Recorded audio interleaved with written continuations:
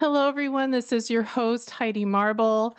Today we have Bessel van der Kolk, MD. He is a prominent Dutch-American psychiatrist, author, researcher, and educator known for his groundbreaking work in the field of trauma and its effects on the brain, body, and mind. Born on July 8, 1943 in the Netherlands, van der Kolk immigrated to the United States, where he completed his medical education and training in psychiatry. He has dedicated over 4 decades to understanding, treating, and raising awareness about psychological trauma. Dr. van der Kolk has served as a professor of psychiatry at Boston University Medical School and founded the Trauma Center in Brookline, Massachusetts. He is also the president of the Trauma Research Foundation, which promotes innovative treatment approaches for trauma recovery. His work explores how trauma alters brain functions, emotional regulation, and the nervous system, influencing an individual's ability to cope with life. He has been a pioneer in promoting holistic, body-based therapies, including eye movement desensitization and reprocessing, EMDR, yoga, neurofeedback, and other somatic approaches. Dr. van der Kolk is best known for his 2014 best-selling book, The Body Keeps the Score, Brain, Mind, and Body in the Healing of Trauma, which became a cornerstone for understanding trauma's physical and psychological effects. The book synthesizes decades of research, clinical practice, making a complex trauma science accessible to professionals and the general public. Welcome, Dr. van der Kolk. Good to be here. Boy, you are in the right place. The adoption community is so desperately in need of effective trauma care. And I think what has been so profound to me in preparing for the interview is just how science-based and innovative you have been. And I pulled a couple of quotes from your book, and if you don't mind, I'd like to read them. They really stuck out to me. Physical awareness is the first step in releasing the tyranny of the past. Silence about trauma also leads to death of the soul. Being validated and feeling heard and seen is a precondition for feeling safe, which is critical when we explore the dangerous territory of trauma and abandonment. Needless to say, adopted people have a struggle with belonging. Oh, yeah. We are separated from our birth mother. Often the stressors start before we're even born. And then that relinquishment and severance then have to be, then you're grafted into a new family and expected to conform. Yeah.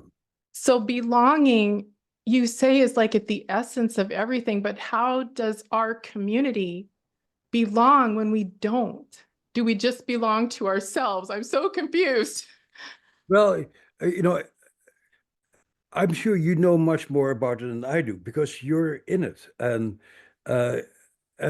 you know what the issues are. And over the years, of course, I've met many adopted people who, the ones I've known, always have trouble with where do I belong? Well, am I wanted?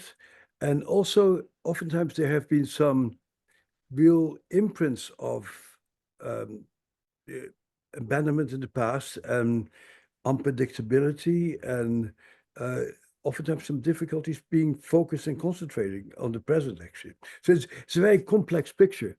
Almost what I'm impressed with also is how I've worked with quite a few very thoughtful adoptive parents and how hard it was for them to make kids feel safe and to have kids accept the care that they were offering them. So it's a very complex field. And I wish I could interview you rather than the other way around because I should know much more about it than I do. Well, I wouldn't mind that at all. I would feel honored. But I appreciate you being open to talking about it because my experience and the experience of so many adopted people is, of course, disassociation. And one of the things that I was very affected by is your work on what actually happens with the brain. And that was actually really validating because that puts logic to what is occurring. It's literally a physiological experience. Can you please explain in a condensed way what happens to the brain when you're triggered or traumatized and that process starts, like when you start to spin out of control? Well, it's different for different people, and also different at different ages. So, Mm, um, and so one thing that is really tough for adoption is that you need to have certain experiences in order to activate your brain in certain ways. So, um, you see that in monkeys. That if monkeys are separated from their parents at a certain stage, mothers in that case, um, and they don't learn how to drink the milk of human kindness in a way. They have a hard time taking it in. If you don't get it at the right time, it is really hard to open up the mind and the brain to get it later on. And that's really why I agreed to be on this podcast, because I see people struggle with that. The main people I've seen have been people who actually have adopted kids and who have such a hard time making the kids feel safe and making the kids feel um, that they feel loved, etc., and feel the pleasure of human connections. And so, of course, it's very complex what happens. But one thing that happens is that there's an area in the back of your brain that you hardly ever hear people talk about. It's called the periaqueductal gray. And if you have early life trauma, I call this the cockroach center of your brain. It's the most primitive part of your brain, and it keeps firing, just firing all the time, like I'm in danger, I'm in danger, I'm in danger. Has almost nothing to do with reality. You just get this little signal all the time that you pick up. I'm not safe. I'm not safe. I'm dangerous. Um, and how to quiet it down is very complex. By and large, I have found that neurofeedback is probably one of the most useful ways of just calming that system down. And I've been somewhat disappointed, quite disappointed actually, how neurofeedback has not really taken off.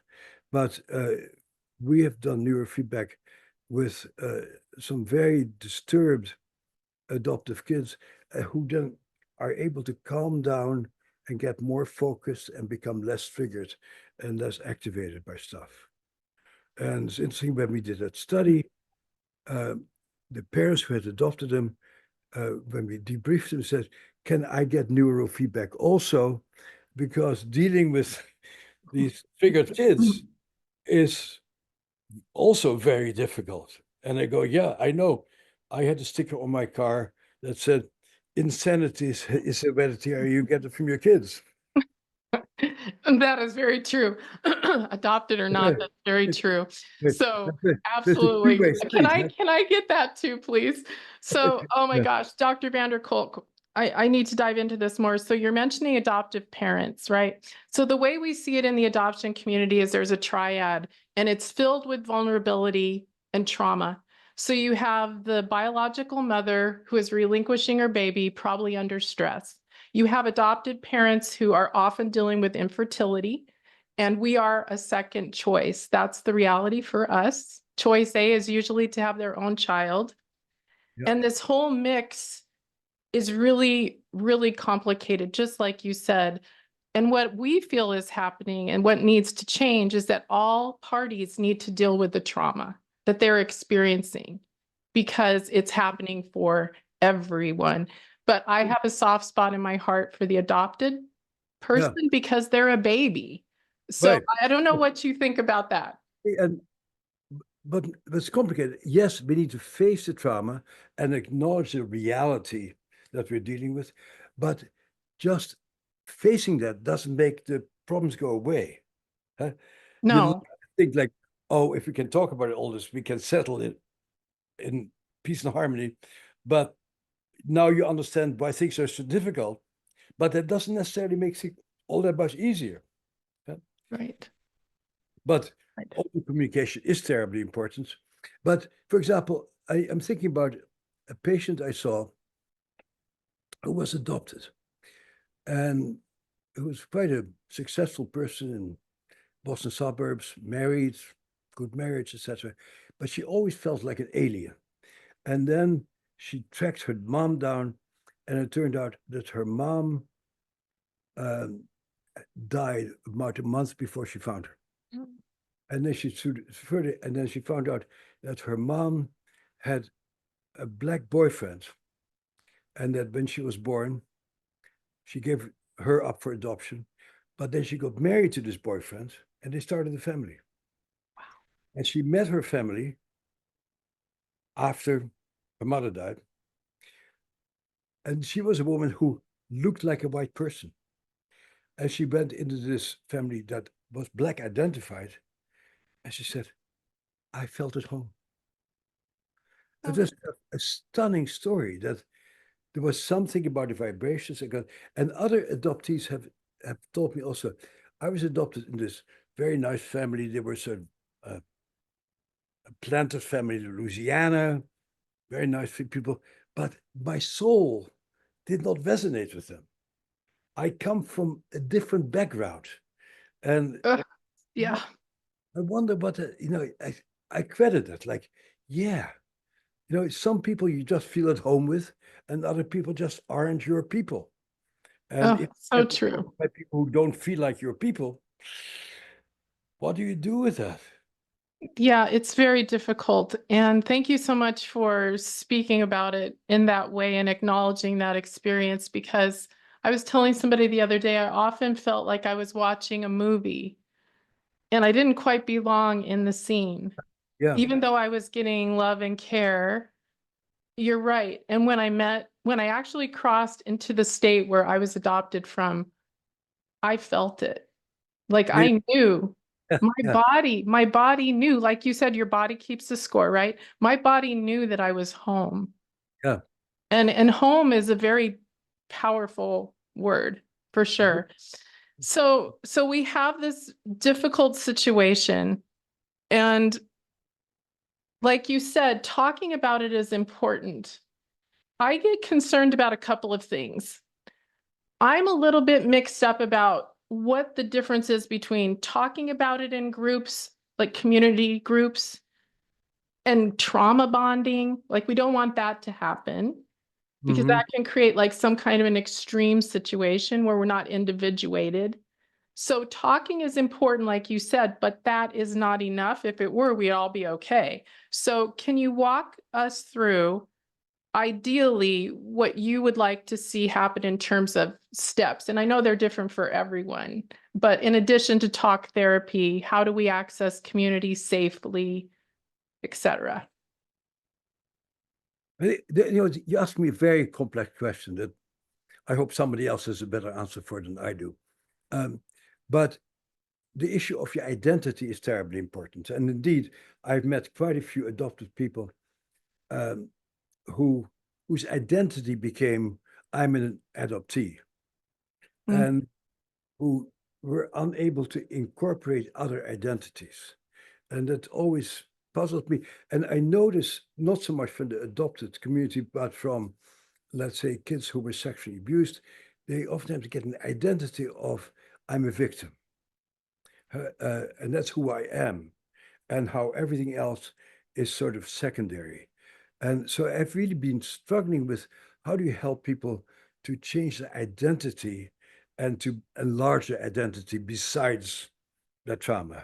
Um, and what I went into was very much theater, playing different roles and seeing what it's like. I was very much influenced by working with US Marines who developed an identity of I'm a Marine. Yeah, exactly. They get that identity because they worked their hearts out to go through basic training, to learn all the skills. And by the time it was over, they had a new identity of having dealt with an amazing obstacle. Um, and so I wonder how else one can change one's identity of I'm unwanted, I'm second choice, which becomes a little musical in your head, huh? That start running the show. And then the question is, how do you change those the underlying music? Huh? Um, and so I don't have the answer, but I'm always looking at that. For example, we just finished a very large study on psychedelic drugs, MDMA in this case. Hmm. That was a thing that really dramatically changed. having a psychedelic experience or intensive psychedelic program, actually, uh, when we looked at the data, because you collect a lot of data, we saw that people stopped being over-identified with their misery and their trauma, and they sort of thought, "Oh, but I'm a singer, and I love to cook, and I also love to go hiking, and I'm a hiker." So people's minds got opened up to larger identities than their own. And I think so again, I totally get it. What you get is getting in groups together with other adoptees. Very beautiful, very useful, amazing. You're not alone. You share a lot of issues in common. These people finally understand what I'm going through. Very important. And that is something we also found in when I ran groups uh, for veterans, that the groups initially gave a lot of openness, a lot of relief, but after a while, the group closed and said, "We are all the same, and everybody else doesn't understand us." Yeah, that's what I worry about. Yeah, Yeah. and I think that's a reasonable concern to have, because I saw that in my veterans group. I saw it in a group I ran for incest survivors. My friend Judy Herman found it in a group with incest survivors, that if you bond a lot with people who've gone through the same trauma, that becomes your identity even more. And so it's a mixed blessing, because it's critical to be understood. Huh? These people finally get it. This is who I am. I can finally uh, tell people, and they know what I'm talking about. Unbelievably important. But if you get stuck there, uh, it may become a trap. Yes, and that's where it gets really, really tricky. And if you aren't aware of self, maybe Yeah. you don't know how to regulate that situation. And that's another thing I was thinking about in the middle of the night is one of the things, at least in the work that I see that you've done that you find very important, is coming back into your body, befriending your body. And I saw this agency owning your life. Agency starts with the interception, our awareness of body-based feelings. The greater our awareness, the greater our potential to control our own lives. When our senses become muffled, we are no longer fully alive. So those of us talking about me right now, who don't feel safe in our body. I have multiple health problems. The emotional stuff is very difficult. I don't want to be in here. Self-awareness to me means, how do I not focus on the bodily sensations even when they're unpleasant? So my question for you is it about body awareness, embracing everything that we are in this moment, even if it's physically and emotionally painful? How do you inhabit Very carefully. something? Yeah. Help. Very carefully. Because you go in a certain state that feels Okay. panicky, etc. So doing it very gradually and very carefully, biting off little pieces is very important. Um, so you need to be able to feel what you feel and allow yourself to feel what you feel, but you need to give a counter shape to it. Like maybe somebody needs to hold you while you feel that. Mm. The whole issue of touch is grossly underrated in our culture. Uh, your insurance company will not pay you for body work, for example, but being able to feel these things while your body is being held might make it more tolerable. You need to have that counter shape. I can see how moved you are, but because that's, of course, what you miss when you're a small child. There is, you need to have that input of, it's okay. Kids get very upset. You have kids yourself, I imagine. Like, Yes. kids freak out. Kids get upset all the time. But then they have you say, it's okay. I'll take care of you. And if there's no imprint of that, or there's a missing piece there, it needs to be filled in somehow. Yeah, and that's tricky, Dr. Kolk, because for a lot of us, touch does not feel safe. That's right. And so it's finding a practitioner or someone that you really feel connected with, which leads me, I mean, this is so complicated. We could talk for days, but if you're not connected to self, how are you supposed to pick healthy people that could comfort you? It's so What the true. hell are we supposed to do? So you can't trust your judgments. No. so hard that had you go to somebody and it feels bad. It is it because I'm an effective person or Right. this is a terrible therapist? And how do you make that decision? I know this for myself because I was in a very, I was a junior professor at Harvard. I was a very successful young psychiatrist, and I go into psychoanalysis with a guy who was completely not useful. And but I said, oh, it must be something wrong with me that I find it not helpful. And it took me 2.5 years to go like, actually, this probably is not about me. It's probably about my therapist. But Yeah, that's a long time. I'm as privileged as you can be. Right, Make right, that right. judgment. And I couldn't make the judgment. So, uh, how the hell do you know that this Yeah. is right and this isn't right? Like, it is really hard. And I think part of what's important here, of course, a variable is that you have some friends who you can really be close to. Say, Mm, this is what's happening in my therapy, and I don't feel it's helpful. What do you think? You know, uh, yeah.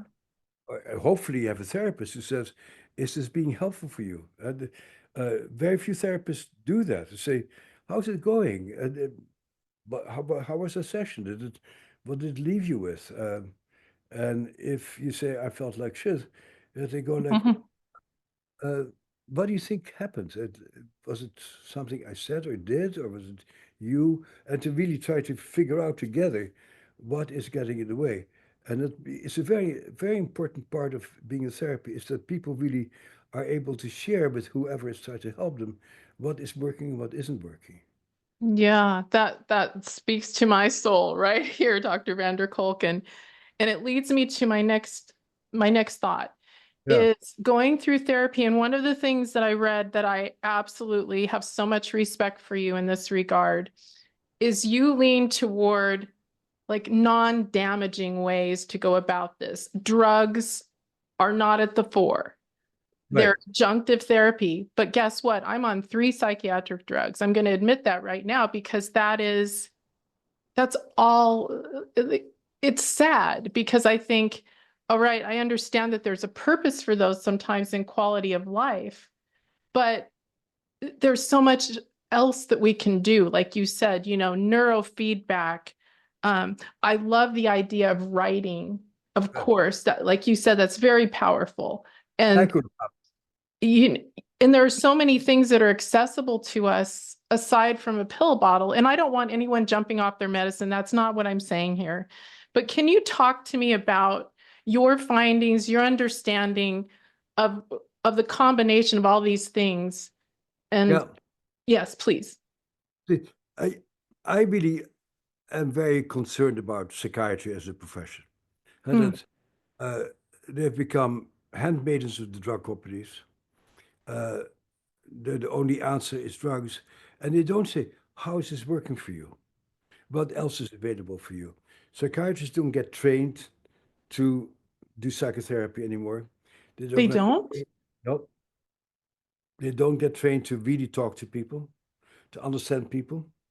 Uh, and it is, they grab a pill and they're a one-man band by and large. And so it's very distressing what I see has happened to my field, actually. Uh, I grew up at the time that people weren't so sure, and I was very much part of the drug revolution when it occurred. But it became very clear to me that, yeah, it sometimes helps people, and most of the time it doesn't help people. So what else is there? And I was in a position to study other things, my temperament also. But it's very important to see is is this working, and what else is there? And that's really why I wrote my book. Is Hmm. I've 7 different methods, which are just the methods I've studied, so there's not an exhaustive list, um, because I've studied all these things. And so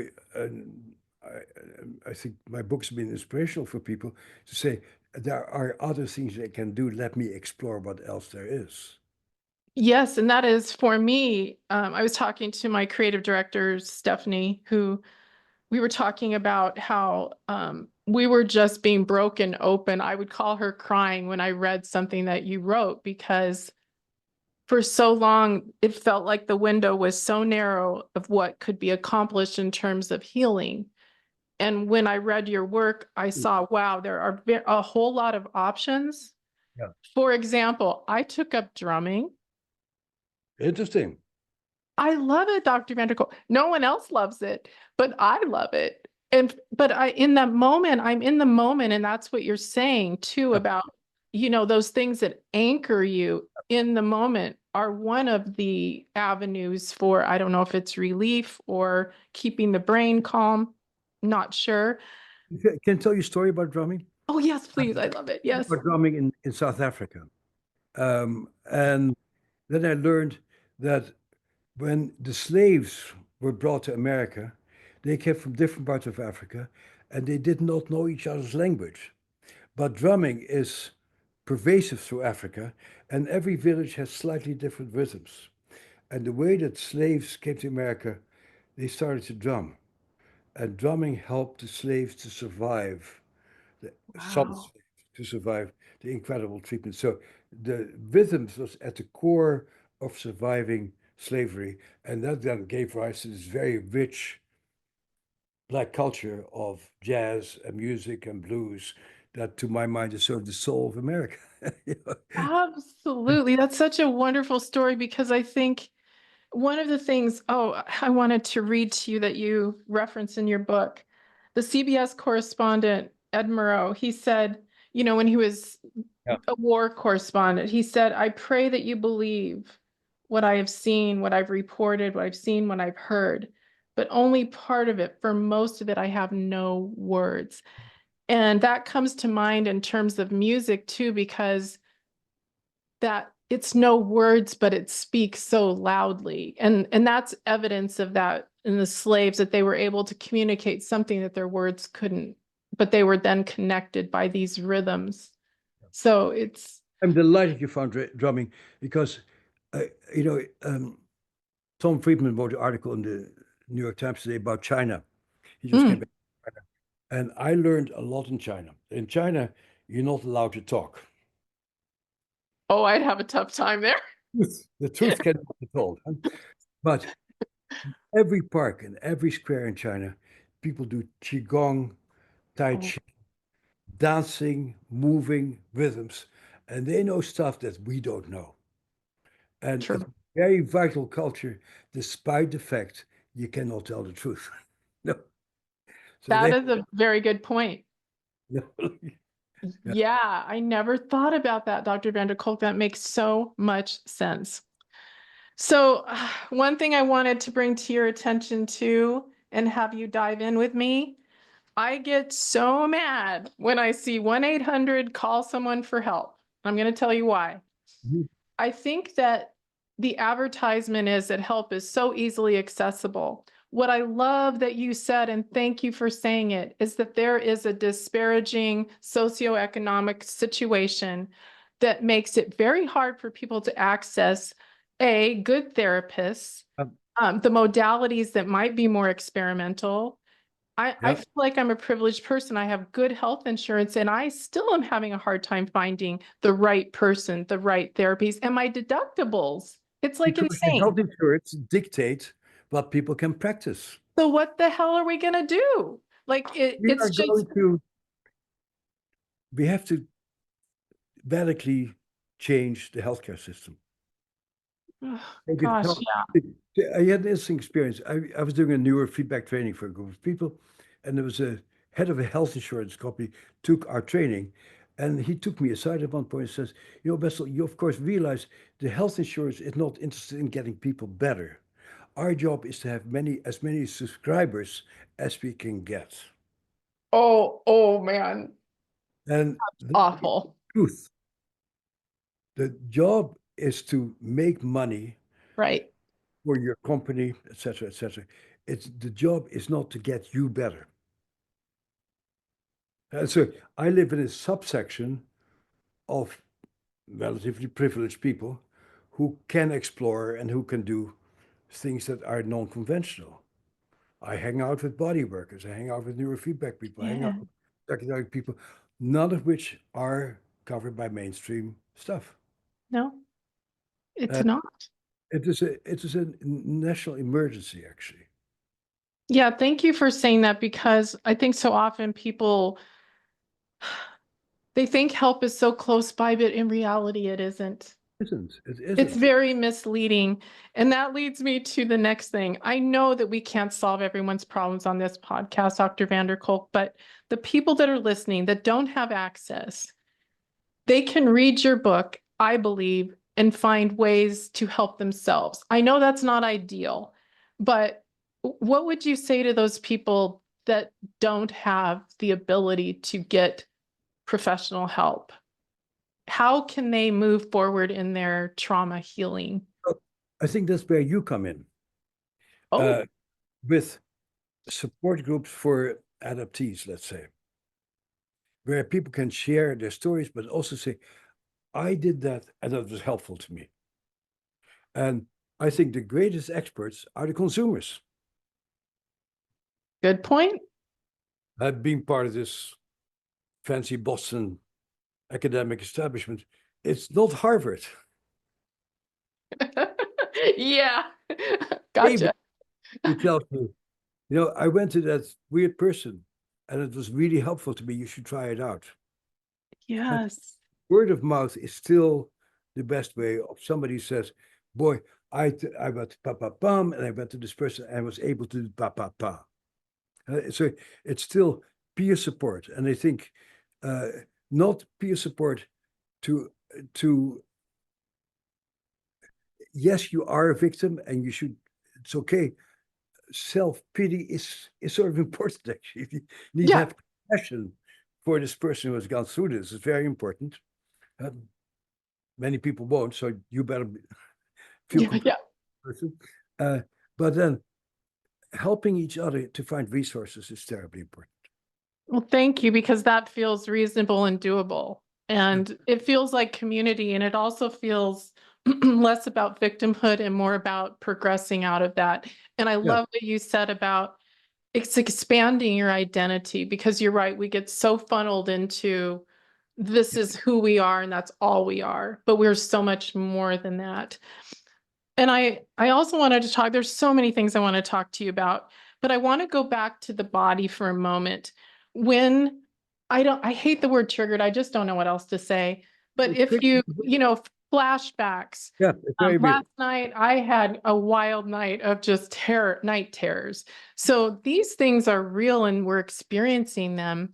And I read in your book, and I don't fully understand because I'm not a scientist, but the brain from did you say the back to the front? There's like a way you can calm yourself Yeah. uh, by using, can you talk about Well, that you, a little you bit? calm yourself by, let's say, focusing your breath, by really deliberately slowing down your breath to about 6 breaths per minute, um, and focusing your out breath. The out breath activates the parasympathetic nervous system. Again, something more easily done in groups. Mm. Do it all by yourself is sort of awkward and weird, but when you have a bunch of people like you who just sit there focusing on their breath, it's sort of pleasurable. And then Yeah. do a little oming together, making some noises together on your out breath. It's a very nice way of sort of calming that system down. Huh? Yes, but what if you're in public or you're driving and you start to have a panic attack? What,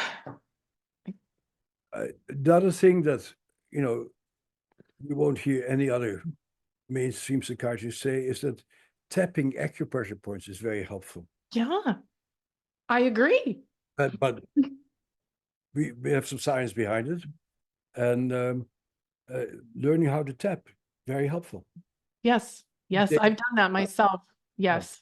No, So and that's breathe what I in, like about it. tap, It's not popping a pill or yeah. having a drink. Yeah. No, and going for a run and moving your body, going up and down the stairs, changing your physiology. It's really about changing your physiology, actually. Okay, I like that. The idea of moving, that makes sense to me. Sometimes I just do that intuitively. So that's really, really interesting. And if you have trouble with touch, Definitely. I encourage you to find a good body worker for yourself. I actually have one and she's changed my life. Yeah, see, I live, when I moved in Boston, I live in a small village in Western Mass, and down the hill from me is a fantastic body worker. His name is Carden Rabin, Love it. and he wrote a beautiful book about working with the body. It's very good, and he practices on me. Yes. Well, it's one of the only times I was actually telling her the other night because she's been helping me for 15 years. And I Yeah, just broke down crying because I told her, I said, my time with you is some of the only time that I feel completely relaxed and safe. yeah, and Even in hope. my sleep, I don't feel that way. It's Yeah. it's incredible to know that the body is capable of relaxing, fully relaxing. See, and hearing you about how pervasive it still is in your being, despite the fact you do this broadcast and clearly are extremely well informed, uh, I would think, you know, you're the sort of person who did very well in our psychedelic therapy. You think so? I'm so scared of it because I like control. Well, Because again, don't you have to go through like the horrible thing where they lay you on the couch and they put the, I don't know, doctor. no, but again, What about microdosing? context. I don't know about microdosing. Okay. I just don't know about microdosing. But Okay. uh, we do psychedelic trainings, and you know, I hear a lot of reports, and we voted with science uh, that people really, in the right context, it's very important that you feel safe with the person who is with you, and the person who is with you is completely devoted to you during the trip. Don't go into some closet to get some infusion. Have somebody be there as you go, whatever you go through, and you'll discover some things that you didn't know about yourself, and something is likely to shift. Yes, it's so interesting because I've watched a few shows on it and to watch it's hard to watch sometimes to see what the people are experiencing, but the practitioners are right there to comfort them and then the epiphanies that happen thereafter. So scientifically, is it like opening up, what is it doing to the brain? Is it opening up the subconscious? Like, what is it doing? It opens up the unconscious actually, and uh, it's all very exciting what's happening there. This woman called Gül Dolan, used to be at Hopkins, she just moved to Berkeley, discovered that psychedelics open up critical periods. And that was really the reason why I agreed to be on your podcast, because the issue of critical periods is so important for adoptees, because you missed out on something. Can you define that a little more? Critical periods. I'm assuming I know what it is, but Brain gets built on experience, mm. and your brain gets formed by experience. For example, um, some guys at Harvard won the Nobel Prize in 1953 for a very cruel experiment. They blindfolded little kittens, um, let's say, I don't exactly date, between 2 and 4 weeks after we were born. They blindfolded them. But they took the blindfold off. These kittens could not see, because at that point, your brain needs the visual input in order to activate. Oh, And that's probably more true for many things than we are aware of, that you need to get the right input at the right time. And if you don't whoa. get the right input at the right time, I would hypothesize, I wouldn't say it with great confidence, but with some confidence, that you missed out on some critical things at certain critical parts of your life. And then the question is, how can we insert stuff there that you were missing? And up Mm, to now, our field has not been able to do that. And it wow. seems like psychedelics are able to open up your mind enough so you can put something in that wasn't there before. This is Wow, that's this is the most exciting thing that's happened in my long psychiatric career. That the possibility that that might happen is actually there, and in the way you describe your life, well functioning, but there's a lot of stuff that continues to mess things hmm up. I would yeah. find the right person who is really experienced to to take you through an experience, to really open up your mind to new experiences. Yeah, that sounds amazing. So just a few more questions But about be that. careful. Huh? Oh yeah, no, be careful is Right right. person. right person, right place, etc., etc. Yep. No, and we're lucky we live close to Oregon, and that's one of the few states that has, I think, licensing, et cetera. So we are lucky, at least in this neck of the woods, to be able to have that. So in your experience or your knowledge, so you go and you do this, is it usually one time or then are you microdose? Like I've heard of microdosing, Yeah, these things too. What do you, I don't know about microdosing. I've not okay, done studied this. Um, I would say you have an experience okay, and one see time. what it's like. I got it. Okay. And then take some time to digest it, Mhm. to process it, talk about what happened, see if anything changes in your life. And when you're ready for the next trip, Go. go for it. Prepare yourself. I like it. I might try it. I it sounds really it sounds so much safer than so many things that are offered as well, right? Do you feel it's safe It is safe. as long as you're with a good I did. practitioner? In our study, we saw well over 200 people total. Um, People went through some very painful stuff, Of course. dramatically changed, but they almost all said, "I could not have done this without you." Uh, Oh, the medicines create a place where you can explore your mind, but the context becomes terribly important. mm. Thank you so much for clarifying that for me and for our audience. We're getting down to the last 15 minutes, and I don't look at all my notes. I just don't even know what I want to talk to you forever. So one of No, the quotes, I know you don't have forever. One of the quotes that I loved in your book is called, it's a Langer quote. And it says, "Who can find a proper grave for such mosaics of mind where they can rest in pieces? Life goes on, but in two temporal directions at once. The uh, future unable to escape the grip of a memory laden with grief." And I wonder if this kind of work that you're talking about applies to this quote. It's like maybe we can answer that question. Maybe those pieces can rest yeah, in some kind of opening of something that's been closed to us for so long.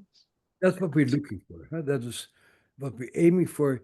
And indeed, in our work, a lot of people got there. Yes. Important that people need to remind from time. Remember, not all of your participants in your study benefited. It's Right. all But it's worth a try. worth a try. That's it. But I see in general, the people who I know who have the stamina and faith in themselves, and it takes an enormous amount of gumption. Uh, they keep trying new things. And a lot of people give up. A lot of psychiatrists give up. Say, "So let's try another pill. Let's try another pill." Instead of Yeah, saying, or increase the dose yeah, or I like that. I call it giving up. Like, and they call you at that point treatment resistance. yeah, and I think that's so interesting because you said, let me try to find it in my notes. I love this. You said something about diagnostics, Right. that it's not an abstract issue, Right. right? So diagnostic reliability is not an abstract issue. How do you speak to that? You mean diagnostic? Reliability isn't an abstract issue. Like when you're diagnosing someone, I think there was, I can't remember what psychiatrists use to be able to diagnose people. But our diagnostic system sucks. Right. Well, that's, yeah, please talk about that. I was part of that when it happened. Born at the right time, and training, and so we discovered psychiatric drugs. And the hospital I did my training in was one of the premier hospitals that do it. And so, in order to get some science behind it, we need to make lists of symptoms, which we call diagnosis. Mm, And mhm. diagnostic criteria so that when we studied a drug, we more or less knew who we were treating. That became our diagnostic system. When we first published this, the preamble said, "This is just a list of symptoms. It has no scientific validity, and it should be never be used for forensic or insurance purposes." But we're labeling people. Preamble gets thrown out, And now people actually pretend like these diagnoses exist. They're just list of symptoms. And so what I encourage people to do is to make real diagnoses. And the real That would be diagnosis good. is what is working, what isn't working. Oh, you woke up last night in a panic reaction. I would call it you woke up in the middle of the night with a panic reaction. I would not give it some fancy Latin term. You just woke up with a panic. What can I do to help you with your panic in the middle of the night? Can I change your sleep patterns? Can I do neurofeedback with you to change your brainwave activity at night? Let's find out. Yeah, I love that. And that's not happening. I think, one of the things I believe was in your book as well is there's kind of a cookie cutter approach. Once you have PTSD, Yeah. it's like you just do, it's very closed-minded in terms of what you do for treatment or what that means and what that means to the person as well. You discovered drumming. I did, and interpretive dance, which I will not do on this podcast, but it's not pretty. It's So not pretty. it's not meant to be pretty. That's You right. just meant to just let go, right? There we go. Absolutely. Well, for me, I'm a very physical person, and so being able to connect physically to things, one thing that intrigued me, just to diverge a little bit, is when you were talking about acting, I never thought of that, and that actually excited me Yeah, because I thought so many times, at least the adopted people I know, we're actors in our own lives. We're trying to people please. yeah. Who are we really? So what is the benefit by going into different characters and actually acting? Like maybe taking acting classes. Like how does that benefit one in Yes, a we very much we get very contained in certain states that we're in. Mm. Uh, you're just you're miserable, acceptable, but very clever and blah, blah person, and that's who you're locked in. And then you play a role of being an elfin in Peter Pan, and suddenly you go and go like, "Boy, that's that where I was can use my weird." dance. Oh, oh, Yes. that was very different from that little upset Yeah. person. Hmm. So experiencing these different possibilities inside of yourself and open yourself up is terribly important, actually. Yeah, yeah. Yeah, no, thank you for that because I think that's also broadening who you are. Yeah. And because one of the things you said that a lot of times over medication or medication, it dampens the joy.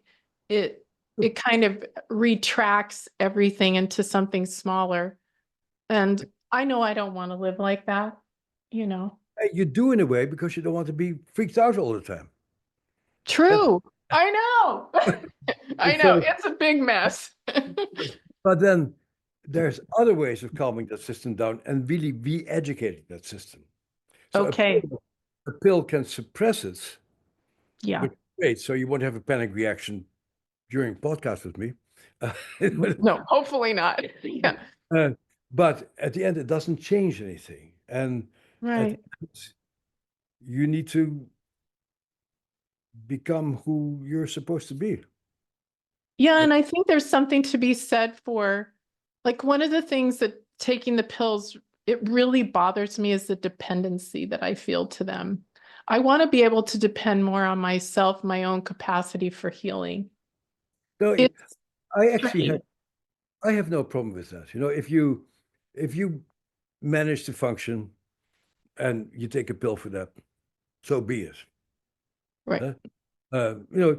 It's not the worst thing in the world just to have to swallow a pill every day. So I think it's not a big deal. The question is, to what degree is it really helping you to to meet your full potential? Huh? And Yes. I think that's the real question. I think that is the real question. So as we end, you said something, one thing I really respect about you as well, Dr. Kolk, is your compassion. I feel it in your book. I feel it in your work.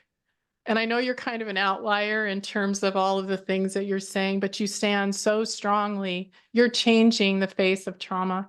Which And outlier in my world. Yeah, My I friends just and my colleagues. Yeah. thank you for not giving up on, pushing for what is right in this situation. But one of the things that you said is, I can't begin to imagine how I would have coped with what many of my patients have endured. I True. see their symptoms as part of their strength, That's true. the way they learn to survive. And I, that really I affects think me. that's at the core. When you really hear what people have gone through, you go like, oh my God, I can't imagine how I would have survived. Really, that's at the core of it. Like, wow, you know something I don't know.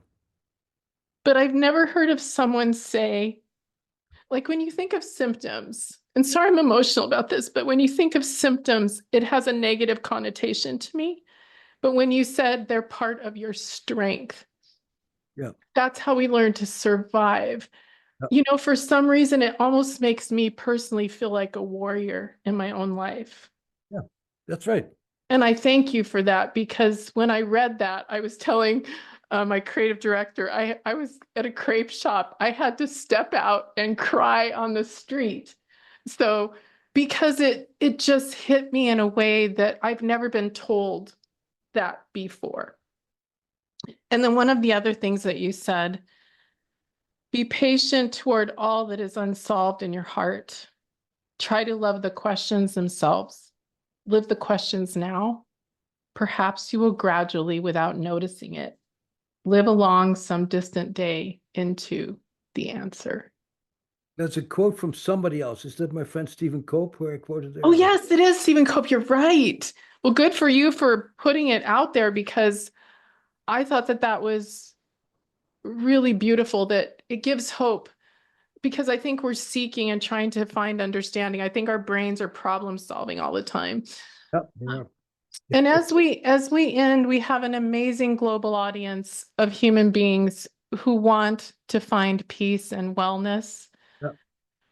Are there any final thoughts or messages that you can give to them?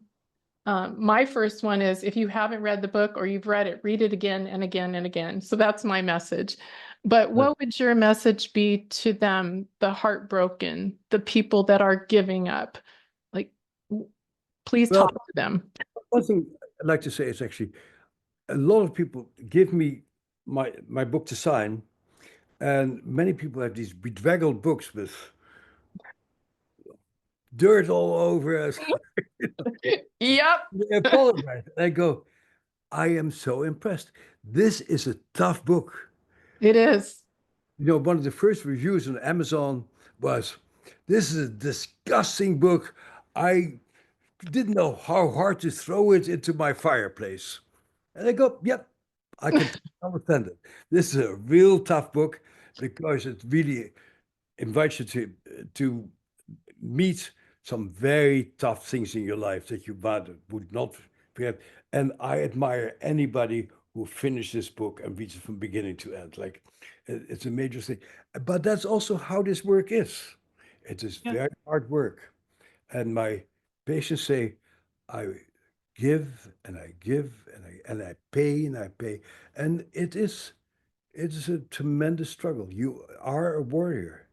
And I can't blame you if you want to give up. But if you give up, what's left, you know?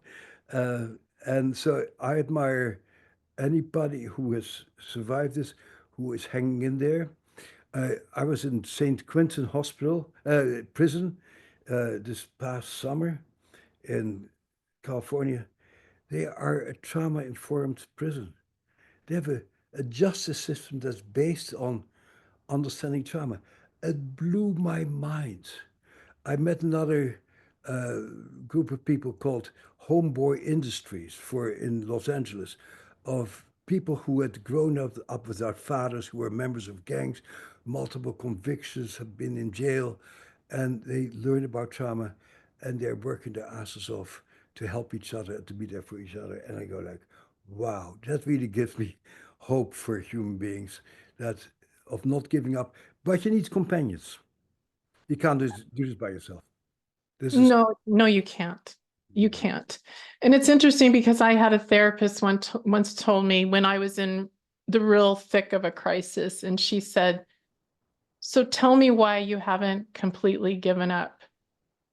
And I said to her, "Because I want to see what's next." Yeah, I wouldn't ask that question. I think no, but my work has really helped me to meet is the life force, Oh, I love that, Dr. Kolk. Yes, that's what it is. and it's about the life force, and I can't blame people who have given up, but I sure admire people who use their life force to go on. Yeah, And isn't our life force who we really are?